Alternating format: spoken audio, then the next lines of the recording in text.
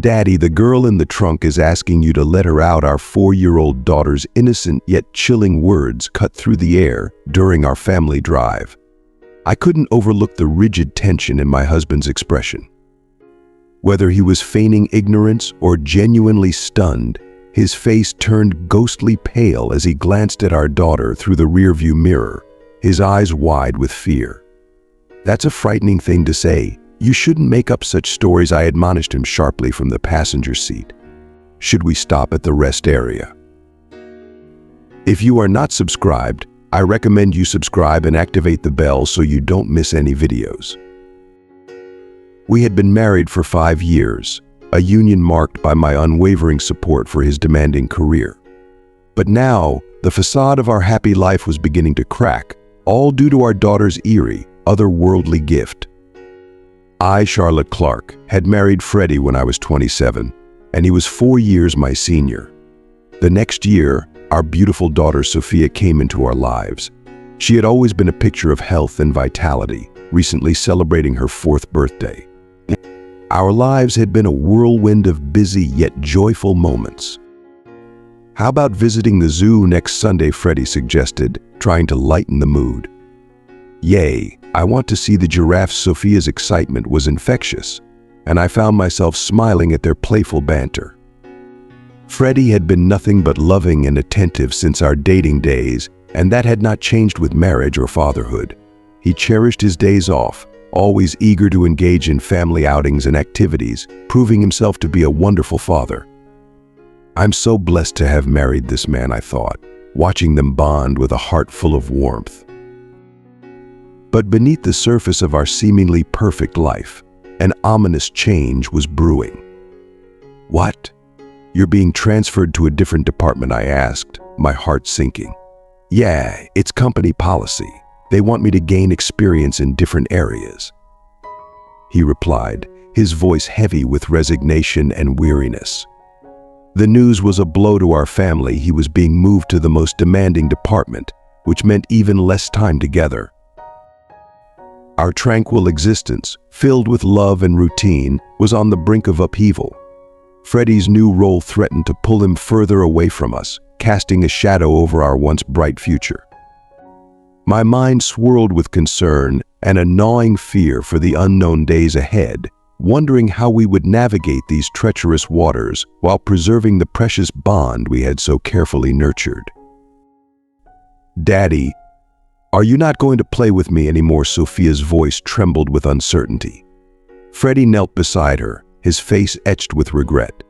"I'll try my best to spend as much time with you as I can, sweetheart. Let's plan another trip to the zoo soon," he reassured her, gently stroking her hair. Witnessing this tender moment, my heart ached with a mix of love and sorrow.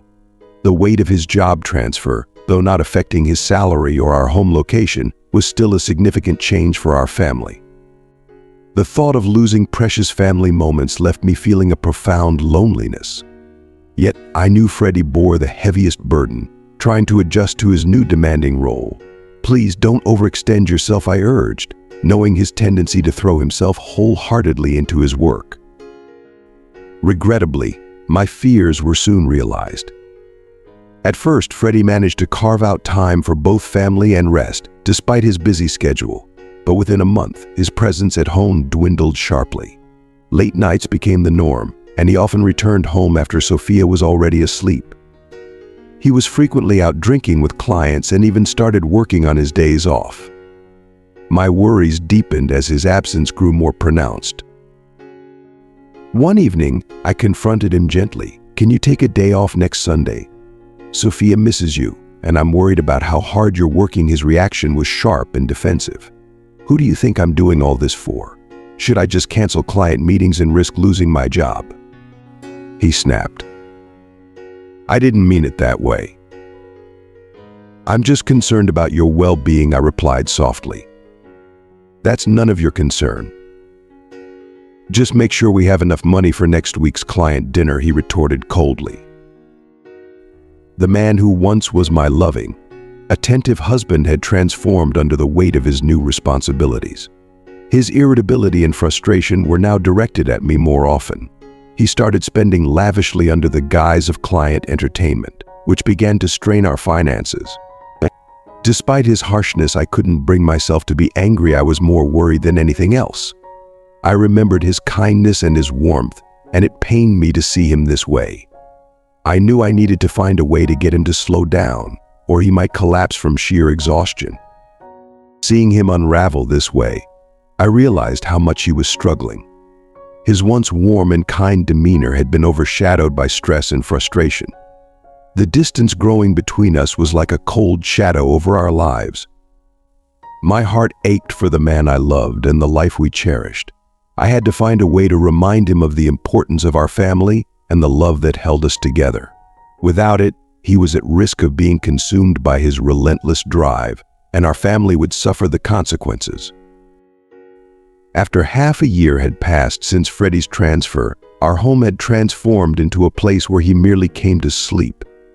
The distance between us grew palpable, and Sophia, deprived of her father's presence, wore a perpetual sadness on her young face. I knew we couldn't continue like this, so I began searching for ways to ensure he took a much-needed break. But just as I was making headway, life dealt us another blow. My mother, who had been battling illness for years, suddenly passed away in the hospital. "No, Mom," I cried out, my heart shattering. With my father having died when I was young, my mother had been my sole parental figure. I hadn't even had the chance to share a final conversation with her. Upon hearing the news, I was at home, paralyzed by shock and grief. At that moment, I needed Freddie's support more than ever, but his response was like a dagger to my heart. "Do I have to go to that funeral too?" he asked, his tone cold and detached. I stared at him, wide-eyed and incredulous. While his relationship with my mother might have been distant, she was still family. His indifference stung deeply. Instead of offering comfort, he was more concerned about the inconvenience to his schedule. "Of course you have to go." "It's a family funeral," I replied, struggling to keep my voice steady. "Don't get mad at me," he muttered, exasperated. "Why does this have to happen now? I had plans." His lack of empathy left me reeling. The Freddie I once knew would have held me, rubbed my back, and grieved alongside me. Now, he sighed in frustration, a stranger wearing my husband's face. He offered no help with the funeral preparations, leaving me to arrange everything alone. On the day of the service, he remained silent and sullen. "It's over now, right? I'm heading home first," he announced, leaving me to handle the cleanup on my own. His behavior was a betrayal. Despite the immense stress from his job, I had hoped he would rise to the occasion, but he didn't. I was too drained to feel anger. I was engulfed in bewilderment and disappointment. The man I once vowed to share my life with had vanished, replaced by someone I hardly recognized. Freddie's actions at the funeral were unforgivable, and I could no longer ignore the stark reality of how far we had drifted apart. When did my husband transform into such a cold and distant person? "Mom, Sophia will help you," my daughter offered, her small voice filled with determination. Despite my frustration with Freddie, we finished cleaning up together, and then I decided to visit my parents' house. It wasn't far, and I felt a strong need to reconnect with my mother's memory after her recent passing. It was a decision guided by my heart, and it turned out to be the right one. Upon arriving at my parents' house, with a heavy heart, I discovered something truly astonishing. "Mom, wait a moment, huh?" Sophia, as soon as we stepped inside, Sophia's demeanor changed abruptly. She darted straight into the back room with a sense of urgency. Though she had visited my parents' house many times before, I had never seen her act like this. Curiosity piqued. I hurried after her. To my amazement, she opened the second drawer from the bottom of my mother's dresser, as if guided by an unseen force. "Mom, Grandma wants you to have this." She held up an old hand mirror, and I gasped in shock. This mirror had been a cherished possession of my mother's, so much so that even I rarely saw her use it. I had no idea where she kept it, and there was no way Sophia could have known of its existence. "How did you know it was here?" And what do you mean? Grandma wanted me to have it, I asked, my voice trembling with disbelief. Sophia's innocent reply was even more surprising. When Grandma was sleeping earlier, she told me that Mom was sad and asked me to give this to you. My mind raced. There was no way this was a coincidence. To test her, I asked Sophia about tomorrow's dinner menu, my current thoughts, and even private musings I had during the funeral, things she couldn't possibly know. Yet she answered every question accurately. It became clear that my daughter possessed an extraordinary, inexplicable ability to sense what others were thinking. Wow, that's amazing, Sophia. You know everything, I said, stroking her head in awe. Sophia beamed with pride, placing her hand on her hip.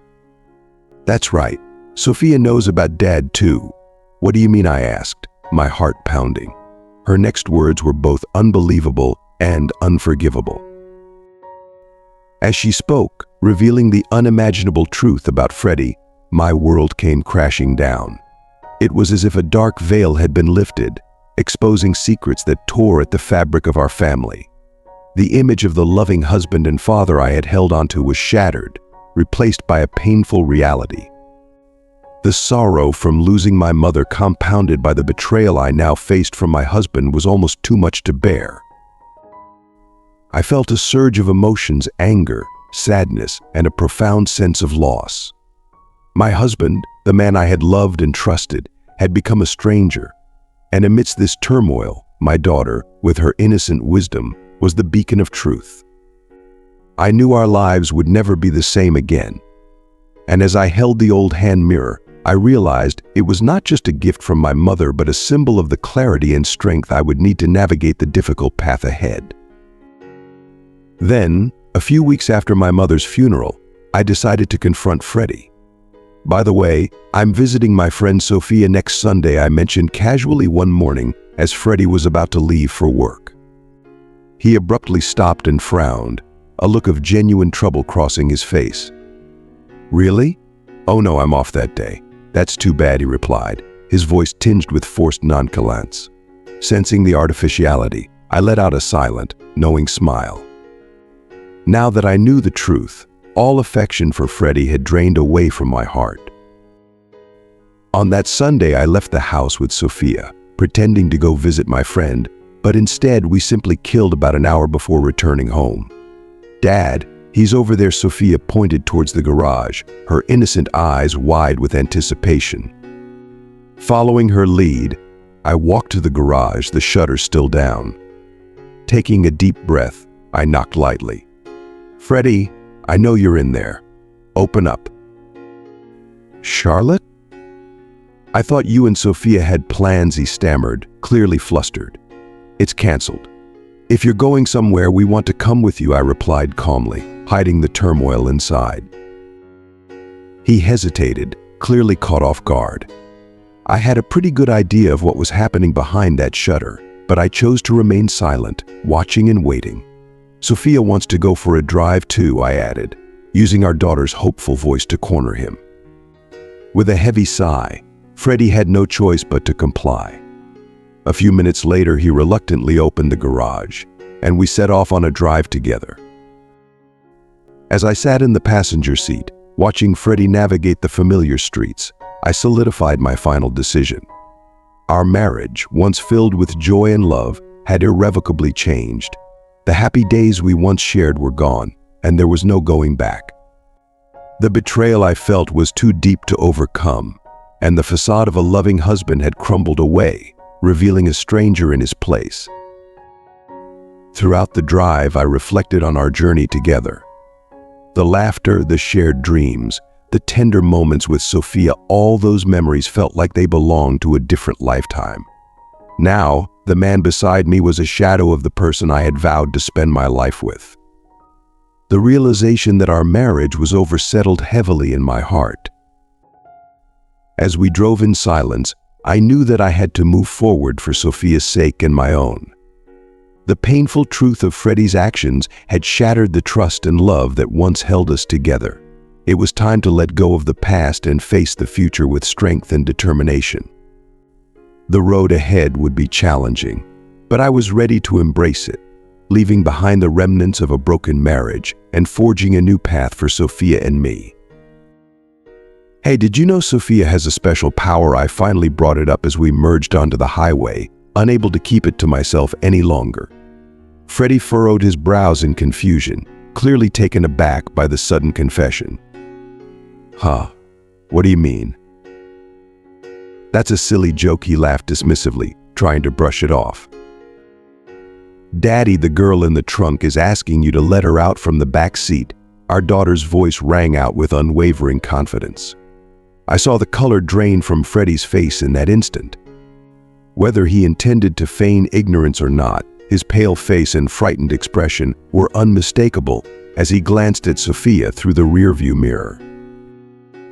What a scary thing to say, Sophia. You shouldn't tell such lies, I chided, trying to maintain a semblance of normalcy. But it's true, Sophia insisted, her tone unwavering. Then should we pull over at the rest area, I suggested, using Sophia's words as leverage. Freddie's eyes darted to me, startled and apprehensive. We don't need to do that. It's just a kid's joke, he muttered, trying to dismiss the situation. Sophia has a mysterious power, you know. Besides, it's hot today, and it could be dangerous if someone is really in there, I continued, pressing him. The logic of my statement seemed to cut through his resistance. He flinched, his body stiffening as he reluctantly turned towards the rest area, his expression contorting with unease. Upon arrival, we left Sophia in the air-conditioned car and stepped outside to check the trunk. I don't think there's anything in there. Come on, let's do this quickly, Freddie urged, his voice laced with nervous impatience. With a sense of dread, I moved towards the trunk. Freddie hesitated before unlocking it, his hand trembling slightly. As the trunk lid lifted, I held my breath, unsure of what we might find. The tension was palpable, the air thick with the weight of unspoken fears and suspicions. This moment felt like a tipping point, the culmination of all the hidden truths and half-spoken words that had been building up between us. Freddie stood there, visibly shaken, as we peered into the trunk. His face was a mask of anxiety, and I could see the conflict in his eyes. For a moment, time seemed to stand still as we confronted the unknown together. Whatever lay ahead, I knew this was a pivotal moment for our family, one that would either shatter the remaining fragments of our relationship or lead us to an irrevocable truth that could change everything. When I uttered a word to my hesitant husband, he seemed to realize he couldn't escape anymore. Nervously, he opened the trunk, breaking into a cold sweat. In the next moment, a young woman, her face flushed from the heat, jumped out. I knew you were cheating, I said, my voice trembling with a mix of anger and disappointment. It turned out that while Sophia and I were out, Freddie had been cheating with this woman at our home. Likely they were about to go for a drive when we returned unexpectedly, leaving him no choice but to hide her in the trunk. Freddie shook his head nervously at the woman who had been discovered so suddenly, clearly unable to grasp the situation. No, it's not like that. She is a colleague from work. We were just working together, he stammered, desperately trying to fabricate a lie. Wow. So at the new apartment, you're doing a job that involves hiding in a trunk, I chuckled at the blatant absurdity of his lie while standing firm and taking a piece of paper from my bag. And what is this? It says, let's go on a drive date on Sunday. As the woman and Freddie looked at the paper, their faces turned pale. It was no surprise, as their lovey-dovey email exchanges were printed on it. Thanks to Sophia, I found out everything. On the day of my mother's funeral, at my parents' house, my daughter confided in me. Daddy has been spending a lot of time with Scarlett lately. I'm sad because Scarlett is taking Daddy away from me after witnessing her power. Her words made me suspicious. So I decided to investigate my husband for a while after that. And sure enough, I found undeniable evidence of his affair on his phone. So I told you that fake plan because I wanted to punish you. It's a shame it turned into this kind of drive. Freddie's eyes widened with a mixture of fear and realization. The weight of his betrayal hung heavily in the air. "Charlotte, I can explain," he began, but I cut him off, my voice steely. "Explain what, Freddie?" "That you've been lying to me, to our daughter, and betraying our family?" "There is nothing left to explain," I said, my heart hardening with every word. "Sophia and I deserve better than this, better than you. You've shattered our trust, and there's no going back from that." The young woman stood there, her expression a mix of shame and confusion, as Freddie tried to form words that might salvage something from this wreckage. But there was nothing left to save. The illusion of our happy marriage had been irrevocably shattered. As I turned to leave, Sophia's innocent eyes met mine, filled with questions and a hint of the pain she couldn't fully understand yet. I took her hand, determined to shield her from any further hurt. "Come on, sweetheart. We're going home," I said softly. With each step away from Freddie, I felt a strange sense of liberation. The road ahead would be challenging, but it was a path I was ready to walk. For Sophia's sake and my own, we would rebuild our lives without the shadow of betrayal hanging over us. We deserved a future filled with honesty, love, and genuine warmth that Freddie could no longer provide. "Hey, it's unfair to look through my phone without permission," Freddie protested, his body shaking with indignation at my sarcastic words. His absurd remark made me burst into laughter, though it was tinged with bitterness. I had thought he was simply too busy to come home, but now it was clear that he was spending that time with his affair partner, Scarlett. The expenses he claimed were for work were likely used for their dates. Despite all his complaints and outbursts directed at me, it was he who had been profoundly unfair. "By the way, I've been recording everything since earlier," I said, recalling all the grievances I had silently endured. I pulled out my phone from my breast pocket. I expected this would happen, so I secretly pressed the record button on my phone to capture evidence since we got into the car. And the evidence I've gathered isn't just messages in this video. I didn't tell you, but I also had hidden cameras in the house and garage. And Scarlett, I know everything about you too. Under my successive attacks, their faces turned white as sheets. I was furious with Freddie, but I couldn't forgive Scarlett either. I had thoroughly investigated my husband and managed to identify her as a 25-year-old new employee who had become his colleague in his new department. From their messages, it was evident that she knew about me, yet she still engaged in the affair, making her equally culpable. Sorry, Charlotte," Freddie whimpered, his voice unrecognizable in its pathetic plea. He probably hadn't expected to be cornered so thoroughly. Feeling a mix of disdain and anger, I glared at both of them. "I won't forgive either of you." "Prepare yourselves for alimony," I declared, my voice steely with resolve. Freddie's eyes widened in shock and fear as he realized the gravity of the situation. Scarlett looked equally panicked, her face a mask of guilt and shame. I had given my heart and soul to this marriage, only to be betrayed in the most hurtful way. But now, I was reclaiming my power. As I stood there facing the two of them, I felt a surge of strength and clarity. No longer would I be the silent, suffering wife. I would fight for what I deserved for myself and Sophia.